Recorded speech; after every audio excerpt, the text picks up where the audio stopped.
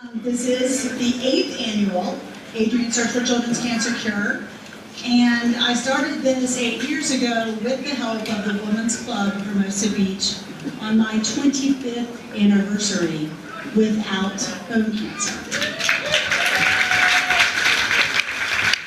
And it's almost been 33 years, so it's a great thing, but I do have to give so much of the kudos to the Women's Club for their support.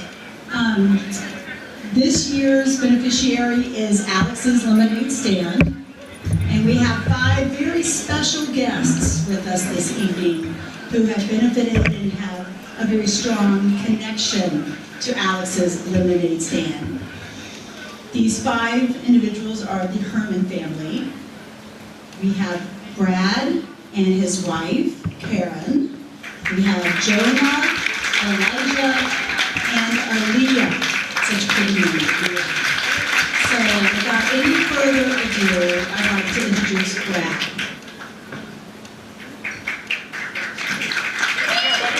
Karin, pardon me. Hello, my name is Karin Herman, and we're going to be sharing with you a little bit about Alex's Lemonade and about our journey through pediatric cancer and why Alex's is so important. And with that, we have some pictures of our last 3 years and how we've gone through pediatric cancer. So please feel free to watch as we share. So this picture was taken of Elijah about 3 days before he was diagnosed. And he was a normal, average 3-year-old at preschool playing, riding bikes, swimming lessons, very active, very healthy. But he started to look a little bit pale. And we became concerned and called and asked his doctor why he was so pale. So they brought us in for an appointment. And the doctor said, you know what, he is really pale. Why don't you go to the ER and have them check him out and rule out, it's probably just a virus, but that way he can get on the right meds to get better. Just go to the ER.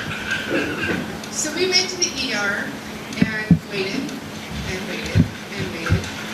And when we finally went back, within, it seemed moments, it may have been a little longer than that, but it was very quickly the doctors came rushing back and there was a team of them.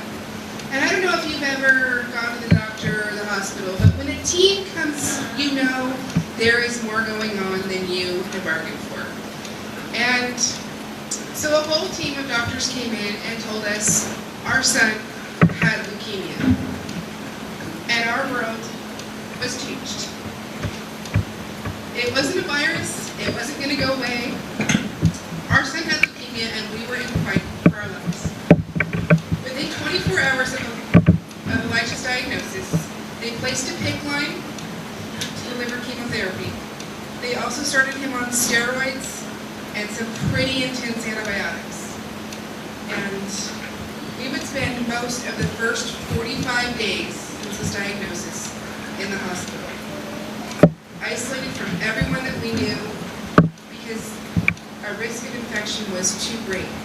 He could get infected by anything, anyone, and in fact, he almost passed away from a hangnail. And over the course of those 45 days, they had him on steroids. And you can see in 45 days how quickly he changed from there to there when we left the hospital. With that time in the hospital, we got to see the nurses a lot and immediate family. Bonded. We learned the ins and outs of the hospital. We knew which floor had the best vending machines. They are not all the same.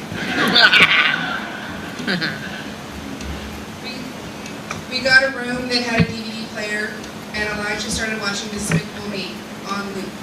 And at one point, we finally did the math and decided that he had watched Despicable Me over 300 times. I still love the movie. We learned that when a 3-year-old demands macaroni and cheese at 5 a.m., someone in the hospital will make that happen. We had moments of hysterical laughter, and we had moments of really bitter tears, not knowing how we were going to make it through. When he was finally released from the hospital, we decided that the best thing to do would be to shave Elijah's head so that he didn't have to have the hairs falling into his mouth at all times, and it was just not pleasant for him. And we thought if we did it ourselves, it would be a lot easier on him and on us. We were wrong. Elijah cried, I cried, Brad cried, my mom and Brad's sister all tried our best to do what we could to shave his head. And he pleaded for us to stop. When it was all over, I looked at the little boy that I had known for 3 years, and I didn't see him looking back at me. He was so swollen from the steroids, all of his blonde locks that had been his signature were gone. All of what I knew of him was changed in an instant, and I finally knew why they called his cancer ALL, acute lymphoblastic leukemia, because all of him was changed in just a month. After those first 45 days were over, we began living at home again, and we did our best to provide Elijah with a childhood we had always dreamed he would have. He couldn't go to the park or the grocery store or school, so our imaginations were our only escape. We had friends over when his blood counts were good, and the times when they weren't, we donned our superhero capes and pretended to be stronger than everything else. Elijah was given a movie called Paul and the Dragon that helped him understand, and us, what cancer was and what his body was going through. Some days when Elijah was feeling especially angry, he would take his stuffed dragon and beat the snot out of it. And I won't lie and say that we didn't cheer him on to hit it harder or faster, nor that Brad or I never took a whack at that dragon ourselves. As time passed, Elijah completed what was known as frontline treatment, and he began the maintenance stage of treatment. On maintenance, Elijah was allowed to return to somewhat normal life, including school. For most people, Elijah began to look like and seem like any other child. He began at public school. He loved video games, hated vegetables, and this seemingly normal life hid the fact that cancer wasn't done for him or for us. Once a month, he would go in and have a chemo injected. Every night, he would take an oral chemo. Once a month, he would take steroids. And once every 3 months, he would have a spinal chemo that he had to go to the sleeping room that he did not like. He also, once a week, has occupational therapy to help him overcome some of the effects that chemo has had on him. We would panic each and every time a kid from his class was sent home with a fever, because while a fever isn't any big deal in a kid, for us it meant at least a night in the hospital. And we would have to figure out what to do with Aaliyah and Jonah, because they weren't allowed at the cancer center. And 24 hours was the best we were hoping for with a fever, because it could be days, and it could be worse. So, last month, Elijah went off treatment. And I am happy to say that right now, he is off treatment and in remission.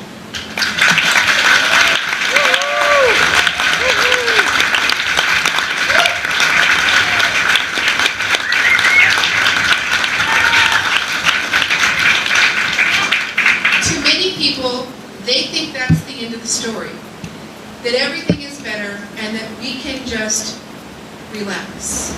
The truth is that with his treatment, we don't know if it worked. We go every month and have his blood checked, and we hold our breaths, hoping that the doctor will say that everything is still okay. And we will do this for 5 years. And at the end of 5 years, if everything is still the same as it is now, then we can say he's cured. But for the next 5 years, we live in panic, waiting. But you know what? The end of treatment is still something to celebrate. And so we did. We had a Smash the Dragon party, and all of our friends came from near and far, and they celebrated, because you know what? Smashing a dragon is something to celebrate. And we did.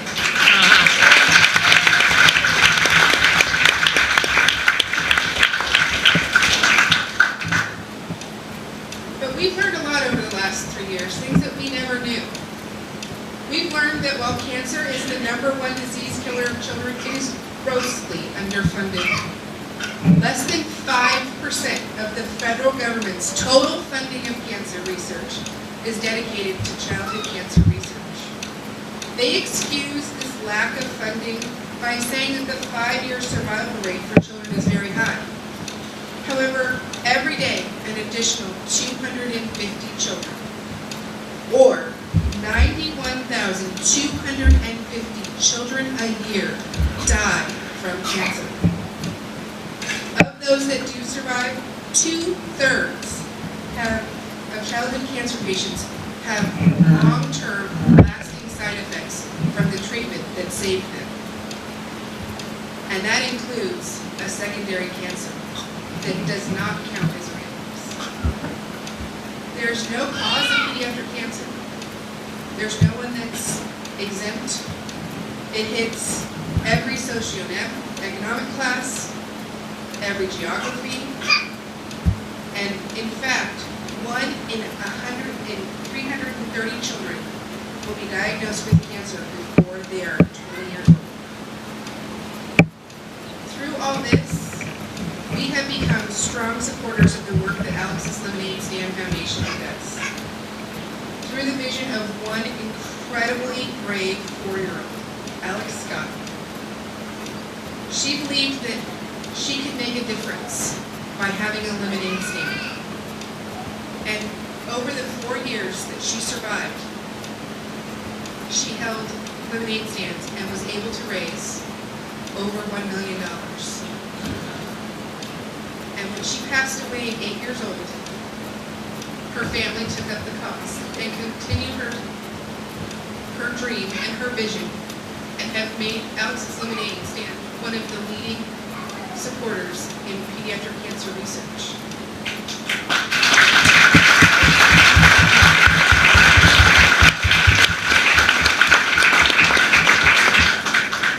But that's not all. The money that is donated to Alex's Lemonade Stand Foundation doesn't just go to research, so that's huge.